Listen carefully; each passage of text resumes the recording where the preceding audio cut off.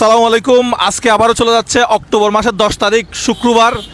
এক মাসের বাজার চলে যাচ্ছে কার ঘরে। রিয়ান ভাই কাকে দিচ্ছে এগুলা? আপনার আত্মীয় স্বজন? না আমার কোনো সাতকানিয়ার মানুষ?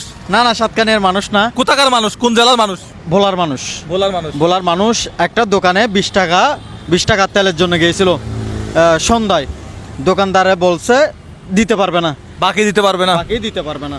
তো এখানে কি কি নিছেন আজকে বাজারে? আজকে একটা ক্যান্সার রোগীর যে পরিমাণ খাবার লাগে, সাগু থেকে শুরু করে তেল সাবান কিছু বাদ দি নাই, কিছুই বাদ নাই। কিন্তু একটা জিনিস, ওই যে চাউলের বস্তা। তো এই সামান্য বাজারে ওনার কি কিছু উপকার হবে? আমরা ওনার নাম, ছবি, ঠিকানা কিছুই ভিডিওতে দেখাচ্ছি না।